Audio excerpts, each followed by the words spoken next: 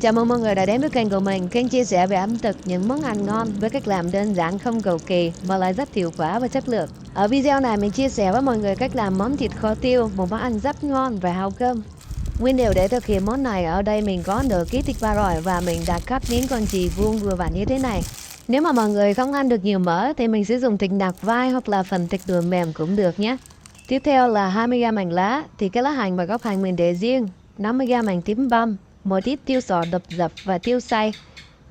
Gia vị thì gồm có dầu ăn, đường, muối, nước mắm, bột ngọt và hạt nêm. Nguyên liệu và gia vị đã chuẩn bị xong, mời mọi người hãy đón xem cách làm của mình.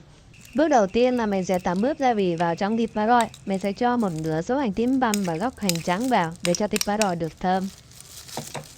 Bây giờ mình sẽ nêm tiếp vào đây là 2 muỗng cà phê hạt nêm. Mình sẽ dùng là 1/4 muỗng bột ngọt. Nếu mọi người không thích ăn bột ngọt thì mình có thể không cho cũng được nhé.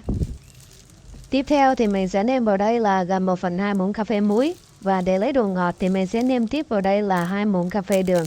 Nếu mà mọi người ăn ngọt hơn thì mình cho thêm đường vào. Còn nếu mà ăn ít ngọt thì mình giảm xuống. Ở đây thì mình sẽ dùng là 4 muỗng cà phê nước mắm đề nghị. Gia vị mình nêm hơi thiên về nước mắm một chút để cho cái món thịt kho của mình được dày cái mùi thơm. Nếu gia đình mình sử dụng nước mắm nấu hoặc là nước mắm cốt thì mình phải giảm cái lượng nước mắm lại. Tại vì nước mắm đây mặn hơn nước mắm đề nghị rất là nhiều. Bây giờ thì mình trộn đều để ngấm gia vị tầm 20 đến 30 phút rồi mình mới mang đi để kho nhé. Trong thời gian chờ cho thịt nấm gia vị thì mình sẽ làm nước màu kho. Mình sẽ cho vào đây là nửa bát dầu ăn với 2 lạng đường. Nước màu kho này mình bảo quản ở bên ngoài được 5 đến 6 tháng, cho nên là mình sẽ chưng nhiều hơn một chút để mình sử dụng dần. Lúc mới cho đường vào thì mọi người nấu với lửa lớn cũng được để cho đường nhanh tan. Mình chưng với lửa lớn, lúc nào mà đường tan đều như thế này thì mình nhỏ lửa lại để cho cái màu cánh rán được lên đều và món kho của mình có màu đẹp. Với cách làm này của mình thì mình chưng nước hàn cũng rất nhanh thôi. Mọi người nhỏ lửa và tiếp tục đảo nhé. Lúc này thì đường của mình rủi bọt li ti và bắt đầu chín dần sang màu cánh rán. Mình sẽ đảo thêm một lúc nữa. Khi mới bắt đầu nổi bong bóng to đều và lên màu như thế này thì mình tắt bếp. Tiếp đến là mình sẽ cho nước vào. Mọi người lưu ý là nước mình cho từng chút một thôi để khỏi bị văng bắn vào tay.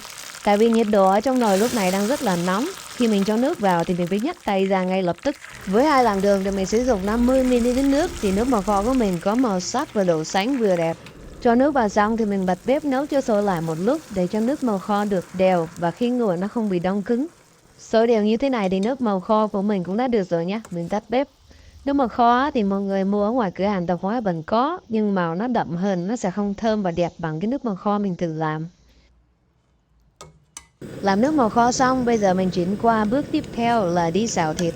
Mình dùng một ít dầu ăn để phi thơm một nửa số hành tím còn lại.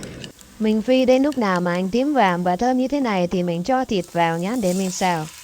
Lúc này thì mình xào cho cái thịt nó se mặt lại rồi bắt đầu mình mới cho nước màu kho vào. Làm như vậy thì thịt kho của mình nó sẽ không có bị đục và lên màu rất là đẹp.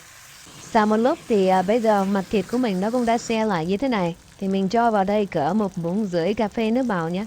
Món kho có màu sắc đẹp hay không thì mình phải căn chỉnh cái lượng nước màu kho sao cho phù hợp. Nếu mà mình căn chỉnh chưa quen tay thì mình cho từng chút một. Tức là lúc mới đầu này mình cho một ít trước, mình nấu một thời gian xem màu sắc lên như thế nào rồi mình cho thêm. Sau khi cho nước màu vào xong thì mình tiếp tục xào để cho thịt thơm, săn lại, thấm đều gia vị và lên đều màu. Xào đến lúc này thì thịt cũng đã thơm, săn và lên đều màu đều gia vị thì bây giờ mình cho nước vào nhé. Mình sẽ cho nước ngập với mặt thịt luôn nhé và kho với lửa nhỏ để cho nước rút từ từ xuống thì thịt kho của mình sẽ rất là ngon. Cho nước vào xong thì mình dùng đũa đảo đều và vét hết những cái hành đang còn dính ở mép nồi và thằng nồi xuống để nó không bị cháy và đắng.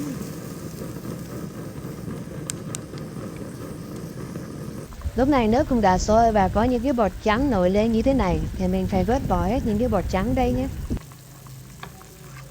Sau khi vớt bọt xong thì mình sẽ nêm vào đây là 1/4 quả chanh và đây cũng là một cái mẹo nhỏ để giúp cho món thịt kho của mình nhanh mềm. Nhưng mà mình không có cho nhiều nhé, cho nhiều nó sẽ bị chua. Trở thành vào xong thì mình giảm lửa cho sôi bé lại để mình om. Om cỡ 5 phút thì lúc này thịt cũng đã chín. Mình mở nắp ra để xem màu sắc và vị mình nêm vào đây đã vừa vặn hay chưa. Mở nắp ra thấy mùi thơm nức và màu sắc như vậy thì cũng đã ok rồi. Nhưng mà cái vị hơi nhạt, mình sẽ nêm vào đây thêm 1 muỗng cà phê hạt nêm và 1 muỗng cà phê nước mắm. Sau đó mình sẽ đảo đều và tiếp tục đậy nắp om cho đến lúc nào mà nước cạn và sệt lại thì mới được nhé. Lúc này thì thịt của mình lên màu sắc cũng đã đẹp, nước cũng đã kẹo và sệt lại như thế này. Thì bây giờ mình mới cho tiêu vào nhé. Kho thịt mà lúc nào gần được thì mình mới cho tiêu vào như thế này thì nó sẽ thơm hơn là mình cho ngay từ những lúc ban đầu. Cho tiêu vào thì mình đảo cho đều nhé, để cho tiêu được tiếp xúc đều với các mặt của thịt kho. Xong rồi mình tắt bếp và rắc lên đây một ít hành lá và cho thêm vào đây 2 trái ớt để mình trang trí cho đẹp. Nếu mọi người yêu thích món ăn này thì nhấn like, chia sẻ và đăng ký kênh để ủng hộ cho mình nhé. Xin chào và hẹn gặp lại.